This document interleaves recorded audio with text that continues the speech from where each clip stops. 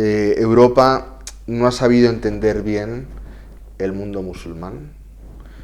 Cuando empezó la guerra de Irak, nosotros siempre advertimos contra esa guerra, y de hecho el Papa Juan Pablo II habló contra esa guerra, y toda Europa prácticamente salió a la calle contra esa guerra. Lo que llama la atención es cómo, ante esta situación tan grave que estamos viviendo ahora en Siria, etcétera, no haya ese movimiento popular. O sea, esto es una cosa que nos tiene que hacer pensar, como sociedad civil y como cristianos, qué es lo que está pasando para que de repente, bueno, pues veamos tantas imágenes de televisión con los inmigrantes, con los refugiados intentando llegar, y no haya un gran movimiento popular. Es cierto que hay un movimiento de solidaridad grandísimo y que yo creo que hay que canalizar, porque la gente se conmueve viendo estas imágenes, ¿no?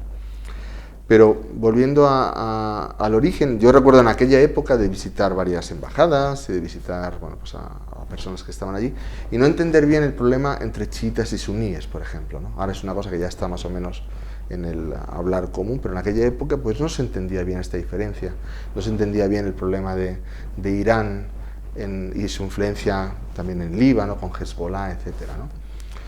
Yo creo que se ha ido de las manos, que Europa pensó que la primavera árabe era una revolución pacífica, pero que yo pienso que tendríamos que haber acompañado con gestos.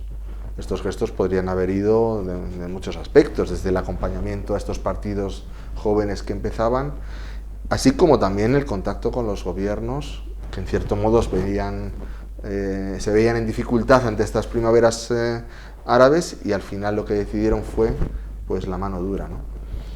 En el caso de Siria, San Egidio, en los primeros momentos, cuando empezó la guerra, hicimos varios encuentros, tuvo bastante resonancia internacional en el New York Times, en periódicos internacionales, de intentar juntar a todo lo que eran las partes, digamos, en oposición a Assad, que algunas eran más proclives a la violencia, otras eran menos proclives, pero tenían un sentimiento religioso, digamos, asentado.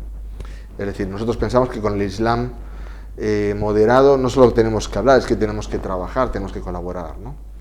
De hecho, en varias cancillerías europeas, internacionales, se decía, el único modo de salir de esta situación es que, digamos, Europa, con estos musulmanes moderados que creen en la libertad, pero que no creen en la violencia, que podamos de algún modo trabajar juntos, ¿no? Aquello cayó, llegó el ISIS y, bueno, pues la situación es en la que estamos, ¿no? Exactamente, o sea, por ejemplo, en Libia, el ataque, digamos, de las fuerzas extranjeras sobre el régimen de Gaddafi, pues no ha producido nada bueno. Es decir, hasta el punto que es uno de los países desde donde las mafias hacen cruzar el Mediterráneo, ¿no? Es decir, al final es una tierra de nadie, está la zona del interior, de las tribus, de los recursos energéticos, y ni siquiera hace 15 días más o menos, que parecía que se iba a llegar a un acuerdo, ni siquiera se ha podido llegar todavía, ¿no? Porque al final hay muchos... O sea, en el caos hay mucho dinero y mucha gente que se beneficia. Entonces, una vez que un país deja de tener, que fue lo que pasó en Irak con el basismo, ¿no? Una vez que se descompone un país, llegan los que van a hacer dinero. O sea, yo recuerdo, por ejemplo, en la frontera entre Jordania e Irak, que paradójicamente teníamos que tener pasaporte con visado de Irak, aunque el régimen de Irak ya no existía. Lo que pasaban continuamente eran trailers con coches, con camiones, y estaban en guerra. Quiero decir que había un montón de gente que ante la anarquía pues estaba haciendo muchísimo negocio, ¿no? Y esto es lo que al final se provoca. Luego de repente llegamos, vamos a bombardear con drones muy asépticamente, pero eso no soluciona. De hecho, la gente necesita y está escapando desesperadamente, porque allí no se puede vivir. La gran diferencia para mí es que en los países donde hay una pobreza que origina el éxodo, ahí nosotros podemos hacer mucho. O sea, yo creo que es bueno diferenciar entre refugiados e inmigrantes económicos, no porque los inmigrantes económicos sean de segunda clase, sino porque con eso sí que podemos hacer algo. Es decir, podemos subir el porcentaje de cooperación al desarrollo, podemos apoyar gobiernos democráticos, podemos apoyar las becas de estudio, ahí podemos hacer mucho.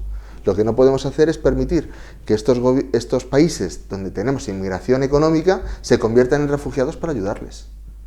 Entonces, Claro, muchas veces nosotros cuando hablas con gente dicen, no, es que si juntamos a los refugiados con los inmigrantes económicos, se invade Europa. Hay gente que dice eso. No, no, no, no, es que no se invade Europa, es que hay un gran porcentaje de gente que podría quedarse en su país, que se les puede ayudar, que bastaría con arbitrar políticas de reparto de la riqueza. Exactamente, estamos hablando de la guerra de los refugios, de los recursos, estamos hablando de, pues de temas energéticos clarísimos, pero luego también pensar es que los refugiados están en Madrid, están en Sevilla, están en Valencia. ¿Qué hacemos con los que ya están aquí? ¿Por qué no les empezamos a incorporar y animar a que estén con nosotros? No vamos a esperar a que no se sabe cuándo Europa decida juntarse y dar una respuesta, porque para atenazar a Grecia estuvieron toda la noche y para dar una respuesta sobre los refugiados llevamos varias semanas o meses, ¿no? Vamos a decir, los que están aquí, ¿dónde están? Vamos a invitarles y vamos a estar con ellos. Que no necesariamente es una cuestión solo económica, sino de acompañar, que al final es lo más importante.